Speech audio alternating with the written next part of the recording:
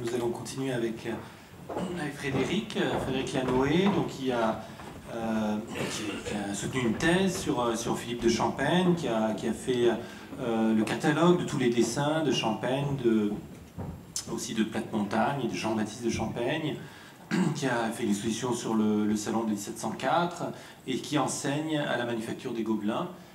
Et qui va nous parler de quelque chose de tout à fait inattendu et donc d'autant plus passionnant, qui est la relation entre les frères Le Nain et les frères Lumière. Est-ce que vous m'entendez? Oui. Merci Nicolas, merci Luc et merci beaucoup au comité scientifique d'organisation de ce colloque d'avoir justement accepté ma proposition de communication qui, j'en ai conscience, pouvait paraître sans doute surprenante au premier abord. Donc ma proposition sera sans doute moins académique que celle de mes collègues. Je l'ai plus envisagée comme une sorte de clin d'œil, de parallèle entre l'art des frères Le Nain et donc la naissance du cinématographe qui est à sa manière une nouvelle manière d'appréhender la réalité. Et donc il me semblait intéressant de se pencher sur cette notion de réalité, sur cette notion d'appréhension de la réalité, donc à une époque où on inventait une nouvelle forme d'art, qui était amenée à devenir le 7e art, et qui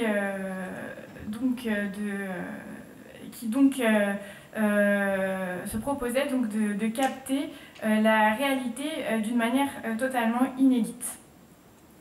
Je laisse la parole à Louis Lumière en guise d'introduction pour expliciter un petit peu mon propos. Donc Louis Lumière, à la fin de sa vie, lorsqu'on l'interrogeait sur les sujets des films qu'il avait choisis, des films qu'il avait tournés au tout début de la naissance du cinématographe, disait « Les sujets des films que j'ai choisis sont la preuve que je ne désirais que reproduire la vie ». Donc disait-il en parlant de l'invention du cinématographe, qu'il avait mis au point avec son frère Auguste dans les années 1894-1895. Et peut-être, donc pour introduire mon propos, si c'est possible, si on pouvait avoir le premier petit film. Voilà, donc il s'agit de films muets, bien entendu.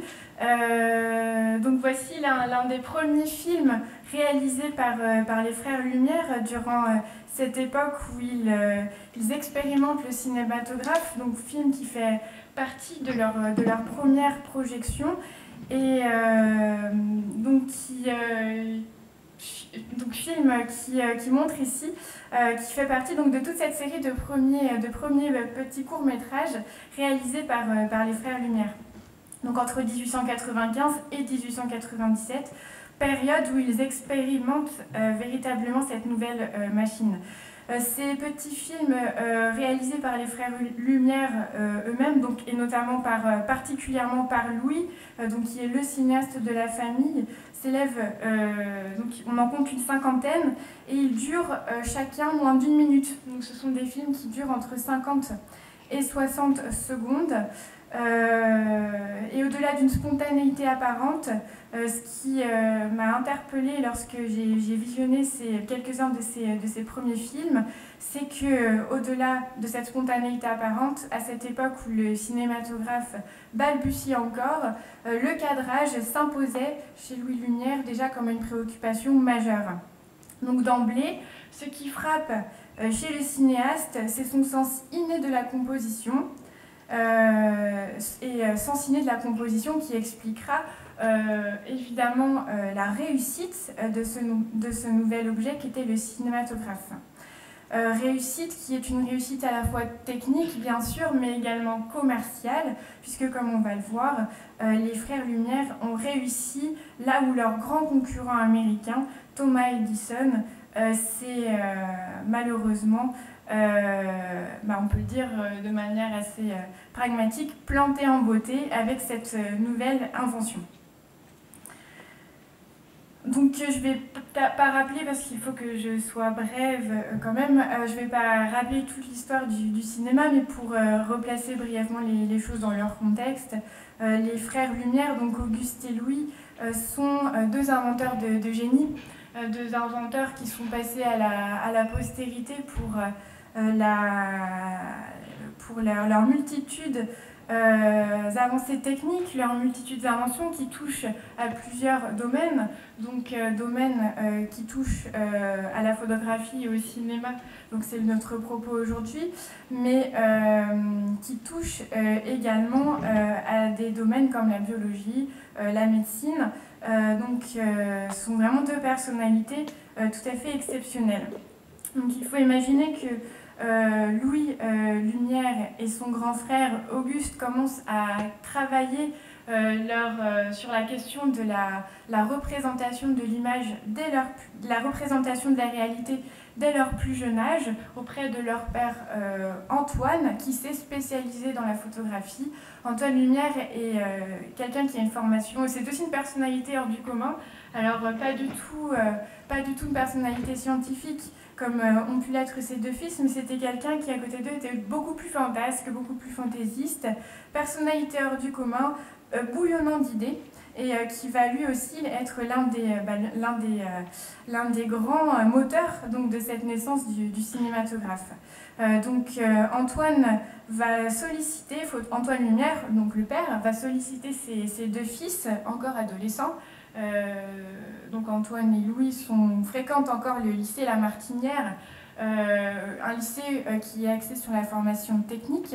Au moment où Antoine leur fait cette demande, il leur demande de réfléchir à une manière d'améliorer les tirages photographiques donc, réalisés à l'époque. Donc, à savoir que la première photographie est une photographie professionnelle réalisée en studio. Et les avancées vont très vite dans ce domaine. Il y a une émulation assez considérable dans le monde entier autour de ces questions de la reproduction de la réalité, de la fixation de la réalité sur des images, donc sur des plaques au début, et puis ensuite la réalité mise en mouvement, comme ce sera le cas pour le cinématographe.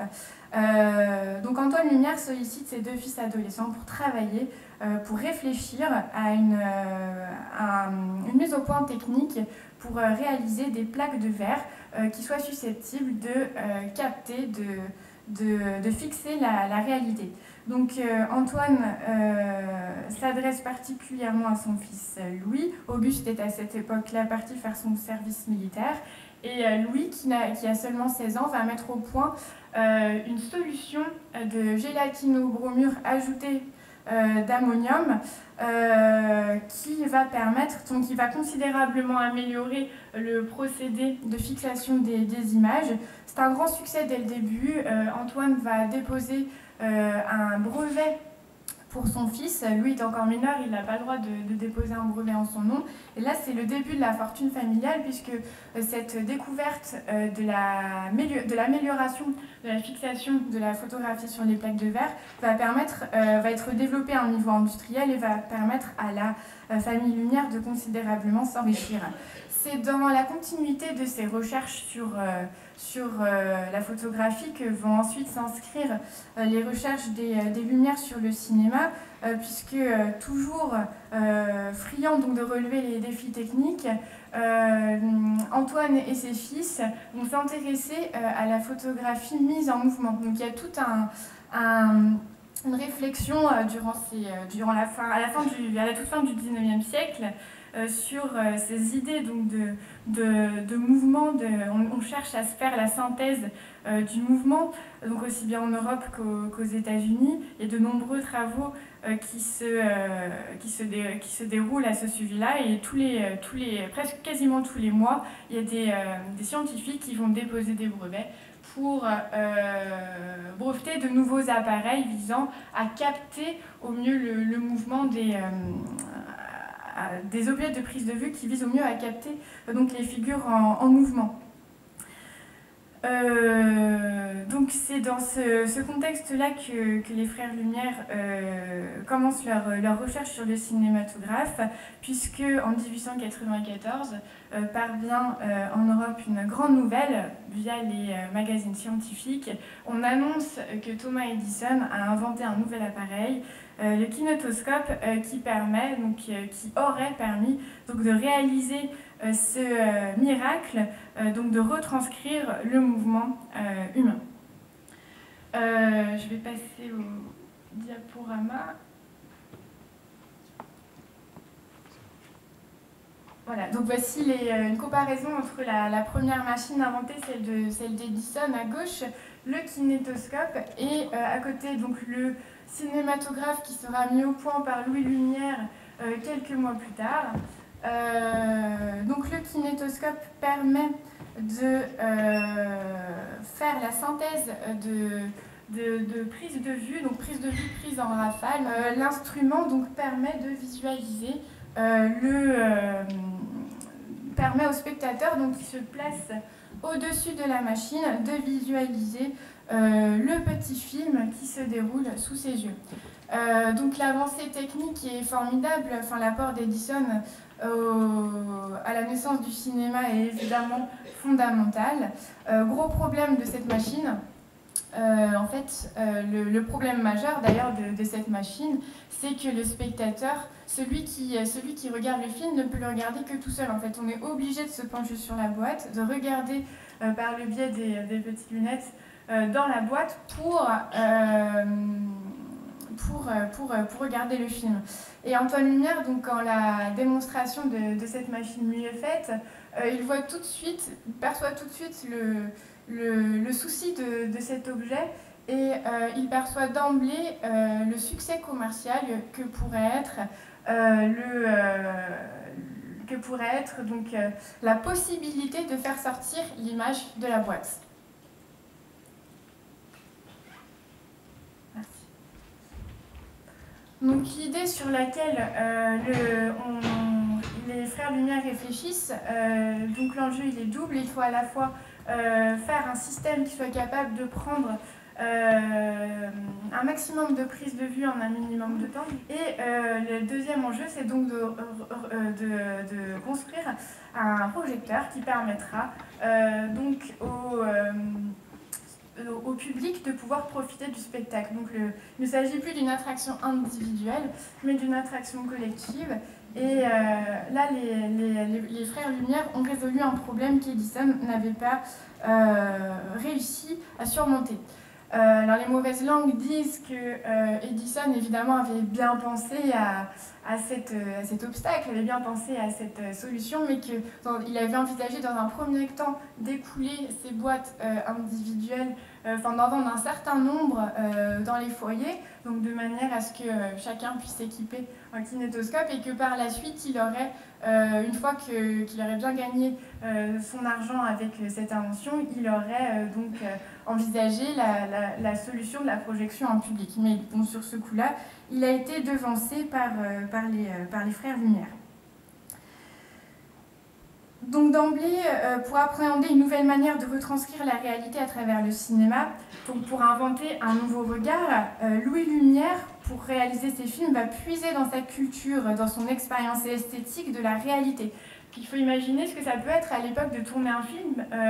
Ce sont les balbutiements, c'est vraiment un art nouveau et c'est tout à fait intéressant de voir comment en fait le cinéaste se positionne par rapport à cette nouvelle manière d'enregistrer la réalité. Et c'est intéressant que de voir que par rapport à cette invention où il se situe à la pointe de la modernité, Louis Lumière visiblement va puiser dans sa culture, va puiser dans son expérience esthétique de la réalité pour élaborer ses premiers films. Donc notre communication, elle souhaite s'interroger justement sur la manière dont il va s'inspirer des maîtres de la réalité et particulièrement voir s'il y a un rapport avec les frères Le Nain, la manière dont cette inspiration des maîtres de la réalité a pu lui servir de socle, de point d'ancrage lorsqu'il élabore ce qui allait devenir donc ce nouveau 7e art. Donc voici les films manifestes, enfin deux images des deux films manifestes de Louis Lumière. À gauche, un cliché donc, qui est sorti de la sortie des usines Lumière, donc qui passe aujourd'hui pour être le premier film réalisé donc daté officiellement de 1895. En fait, on pense que les frères Lumière ont déjà réalisé des essais dès 1894. Et le deuxième, plus spectaculaire, qui est l'arrivée du train en gare de La Ciotat. Donc deux films très différents dans leurs enjeux, dans les sujets choisis. L'un qui est une espèce d'éloge de la modernité et d'éloge aussi par voie de conséquence de la technologie des lumières, des usines lumières, puisque c'est leurs ouvriers sortant des bâtiments de leur industrie qui sont filmés. Et l'autre, qui est un éloge plus spectaculaire, donc un éloge social de la modernité à gauche, on pourrait parler d'éloge plus spectaculaire de la modernité à droite, avec cette arrivée du train en gare de La Ciotat, qui va beaucoup surprendre les heureux premiers spectateurs du cinématographe. En regardant la liste des premiers films tournés par Louis Lumière entre 1895 et 1896, le choix des sujets retenus, à moi qui connais bien maintenant la peinture du XVIIe, mais en particulier la peinture des Lunins, elle m'a semblé, cette liste de sujets retenus, elle m'a semblé étrangement familière, puisque je retrouvais des sujets, en assez grand nombre, des sujets qui avaient inspiré nos peintres traditionnels de la réalité. C'est ainsi que l'un des premiers films tournés par Louis Lumière a pour sujet étrange, il faut l'admettre, le sujet des forgerons. Je dis sujet étrange parce que, évidemment, on comprend en voyant le film que ce qui intéresse Louis Lumière ici, c'est l'effet de la fumée qui s'envole, le métal qui chauffe, la vapeur d'eau autour du métal qui chauffe et qui s'évapore. On comprend que c'est ces règles physiques qui l'intéressent, mais il faut quand même avouer que c'est pas forcément la première chose à laquelle on pense quand on va tourner un film, quand on veut tourner un film. Il y avait une pléiade de sujets qui pouvaient se présenter à lui, et il va choisir spécifiquement ce sujet des forgerons, ce qui m'a semblé assez intéressant, parce que comment ne pas penser au chef-d'œuvre des Lunins, qui étaient alors conservés au musée du Louvre, et que Louis Lumière connaissait certainement. D'ailleurs, on voit très bien dans les catalogues des salons de peinture du 19e, systématiquement, quand il y a un tableau qui est présenté au salon qui montre une forge, le commentaire du salon, et ça Luc l'a bien montré dans son essai dans le catalogue de l'exposition, on fait presque systématiquement la référence au Lenain. Donc là, comment ne pas imaginer que Louis Lumière, au moment où il choisit spécifiquement ce sujet, n'a pas l'idée des peintres de la réalité en tête dès ce moment-là. Ce qui m'a étonnée également, c'est le nombre de sujets qui mettaient en scène les enfants. On trouve le goûter de bébé, le bal d'enfants, la querelle enfantine. Là, il s'agit donc des enfants aux jouets, donc tournés en 1896. Là, le point de vue adopté par le cinéaste est tout à fait particulier, puisque comme l'avaient fait les Lenins, le cinéaste se met au niveau de son sujet. Il y a un effet d'immédiateté qui fait également penser ces peintures d'enfants, tout en spontanéité, qu'ont réalisé les peintres de la réalité au XVIIe siècle, à la période classique. Et celui-ci, donc le sujet de la partie d'écarté, donc montrant quelques membres de la famille Lumière en train de s'adonner à une partie de cartes endiablée. Comment ne pas penser, quand on voit la mise en page, la mise en page frontale, les deux personnages qui forment une parenthèse autour de la table, les personnages secondaires au troisième plan qui sont légèrement surélevés par rapport aux protagonistes, comment ne pas penser, encore une fois, à ces célèbres peintures de joueurs de cartes, de tric-trac qui ont émaillé la peinture européenne durant tout le XVIIe siècle. Et on remarquera aussi le mobilier classique qui est choisi par Lumière, donc un mobilier imitant le 18e. Il aurait pu prendre une table beaucoup plus neutre, mais là on a, selon moi, Enfin, c'est le sentiment que j'avais en voyant ça. On a une volonté donc de se référer à la tradition qui me semble tout à fait manifeste. Et autre jeu représenté parmi cette cinquantaine de premiers films de Louis Lumière, la partie de Trick Track, là aussi, sujet étonnant, donc montrant les deux épouses Lumière et quelques autres membres de leur famille en train de s'adonner au plaisir du Trick Track, donc également appelé backgammon. Donc réunions de famille, jeux de société font partie de son répertoire. Il filme avec tendresse les bambins et leurs animaux domestiques. Encore une fois, comment ne pas penser au Lenain. Et parmi donc, cette multitude de premiers films qui sortent des studios Lumière durant cette période, on va trouver également des scènes comme Le Marché, Les Laveuses, Le Maréchal Ferrand, donc scènes qui montrent un intérêt pour la vie quotidienne, pour les petits métiers, qui font également fortement penser aux peintres de la réalité.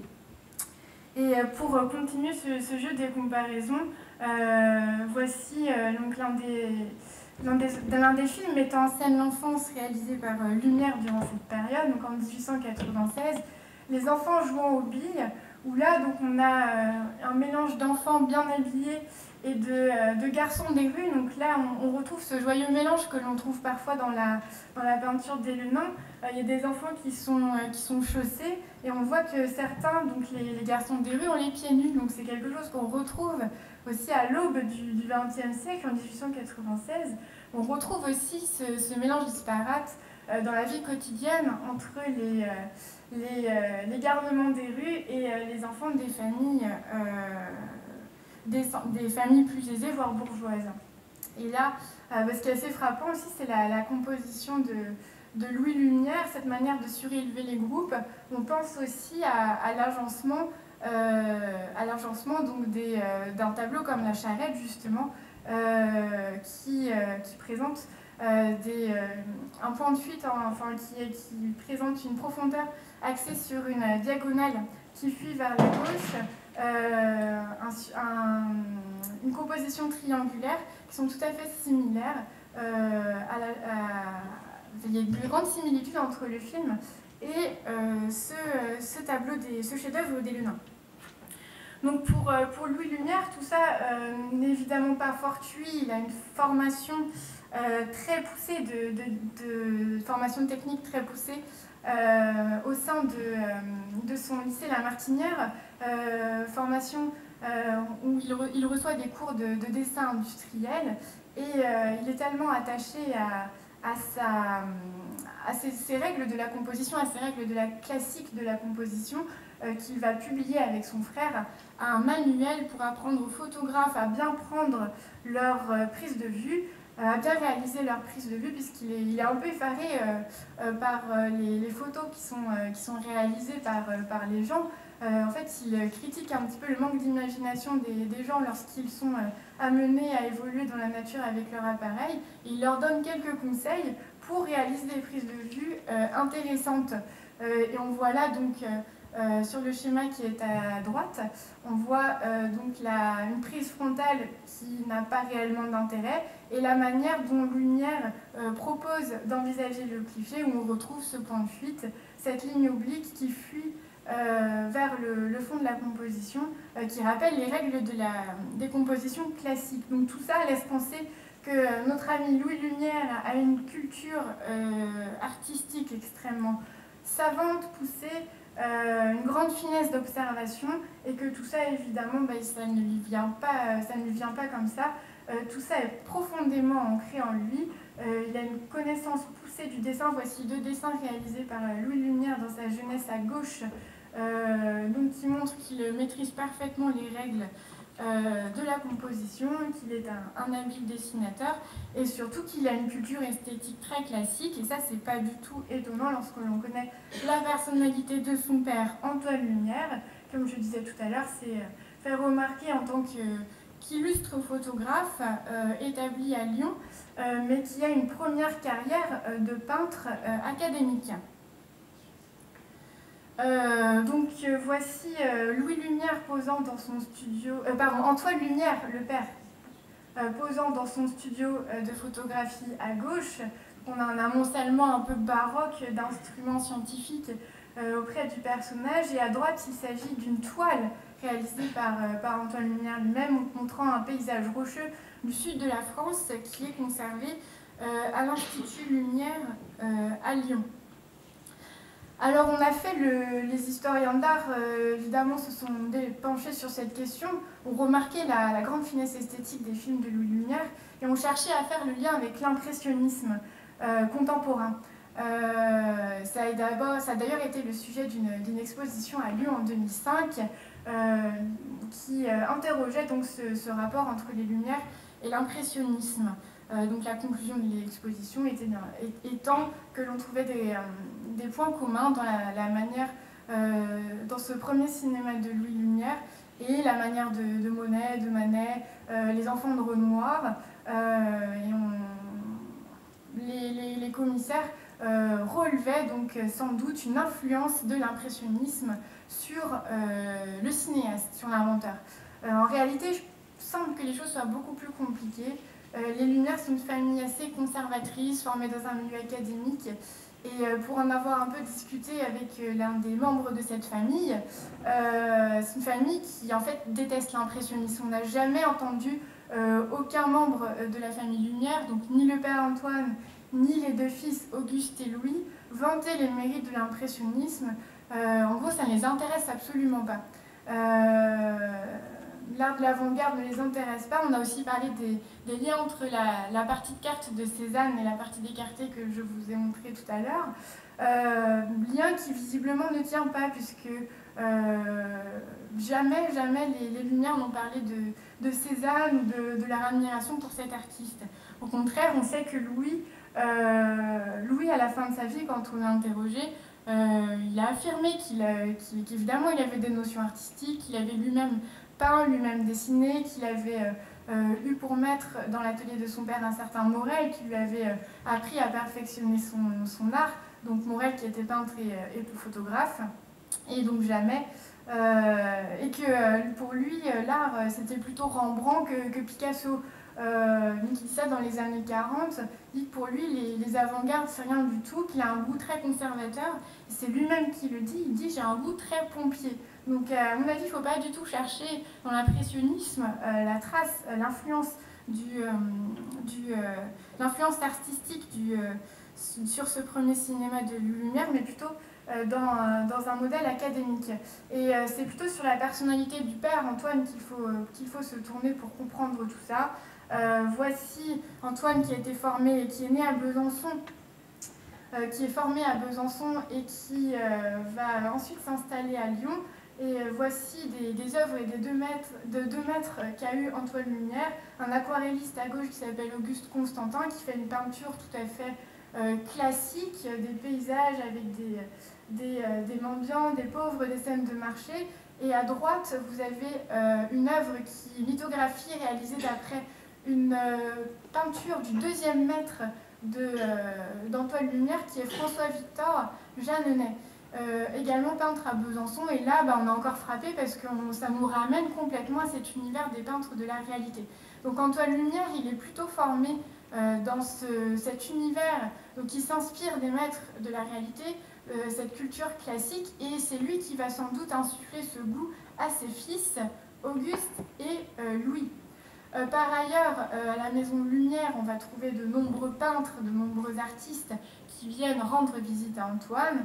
Et voici l'un des principaux d'entre eux, un artiste qui s'appelle de l'école lyonnaise qui s'appelle Ferdinand Roibet, donc qui aura un certain succès à la fin du XIXe siècle. L'impératrice Eugénie admirait beaucoup ses œuvres. Donc voici sa photo, et à droite, c'est le portrait que Roibet a réalisé d'Antoine Lumière, son ami. Et voici le type d'œuvre que réalisait Roibet, type d'œuvres qui sont collectionnées par les Lumière, par Antoine Lumière et par ses fils. Donc les œuvres que Louis Lumière apprécie, ce sont des œuvres de ce type, donc des œuvres réalisées à la fin du XIXe siècle, avec une touche assez libre qui rappelle Franz Hals, qui rappelle Rembrandt, qui rappelle les peintres, les grands peintres du Nord, qui rappellent aussi Velázquez. mais les sujets ici sont complètement traditionnels, donc sont tout à fait dans la veine des peintres de la réalité. Et parallèlement, donc on sait qu'il admire, Antoine Lumière est aussi ami, et ses fils sont aussi amis avec cet artiste, Antoine Volon, qui réalise des natures mortes tout à fait traditionnelles. Donc il collectionne principalement ce type d'œuvres, c'est ça que l'on va trouver dans sa maison, dans sa collection que l'on connaît grâce à son inventaire après décès. Donc on imagine que tous ces artistes ont parlé avec les Lumières, ont évoqué leur amour des peintres de la réalité, et avec Antoine et ses fils. Alors à savoir, est-ce que sur la relation, est-ce que la relation entre la peinture des Lumières et entre le cinéma des Lumières et l'œuvre des frères Lenain peut être montrée de manière plus concrète? Ça, c'est une question qui reste difficile à établir, puisqu'on n'a pas d'écrit personnel de la part des Lumières qui nous éclaircirait sur ce point. Tout ce qu'on peut dire, c'est qu'ils ont l'habitude d'aller à Paris. Leur père, Antoine, a gardé un atelier à Paris dans la rue de Rochechouart. Donc on imagine que, vu leur grande curiosité, ils ont fréquenté le Louvre. Donc on imagine qu'ils ont vu les peintures qui se trouvaient au Louvre à l'époque, dont la Charrette, dont la Forge. Peintures qui sont par ailleurs à l'époque déjà diffusées par la photographie. 1886, le musée du Louvre ouvre une petite boutique, ancêtre de l'Agence des réunions des musées nationaux, en fait, ancêtre de la boutique du Louvre, où on commercialise des clichés réalisés par la maison Braun sur des cartes postales, sur des cartes format carte de visite. Et donc on sait qu'en 1896, donc date à laquelle paraît ce catalogue, j'ai pris cette édition, il y en a d'autres, j'ai pris cette édition parce que c'est celle que j'ai trouvée sur Gallica, mais on sait grâce au catalogue de la maison Braun que tous ces tableaux des Lenain qui sont au Louvre sont déjà photographiés depuis quelques années déjà et qu'ils circulent.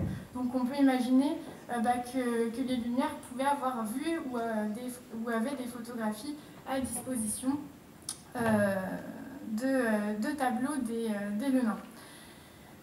Donc pour conclure rapidement, cet aspect artistique du cinéma de Louis Lumière nous intéresse, nous en tant qu'historiens d'art, à l'époque où les premiers films sont projetés. C'est pas du tout ça qui va intéresser les gens, c'est plutôt l'aspect spectaculaire bien sûr de la découverte. Et donc tous les commentaires qui sont écrits par les journaux en 1895 et 1896 insiste sur le côté technique de la découverte, assez peu sur le côté artistique. Et évidemment, il y avait trop de choses à dire sur la nouveauté pour s'attacher dès cette époque à l'aspect esthétique des frères de Lumière, des films de Lumière. Et c'est dans la deuxième partie du XXe siècle, donc avec des études comme celle de Georges Sadoul sur l'histoire du cinéma, mais surtout grâce à la projection au Festival de Cannes en 1954 des films de Louis Lumière, que toute la nouvelle vague va redécouvrir cette forme de cinéma. Donc redécouvrir, par exemple, Fritz Lang, Jean-Luc Godard, Abel Gance, Kurosawa vont être fascinés par ces films, par l'immédiateté, la spontanéité de ces films, vont être émerveillés par la qualité esthétique de ces films qui va inspirer à son tour les artistes de la nouvelle vague. Et je vous remercie de votre attention.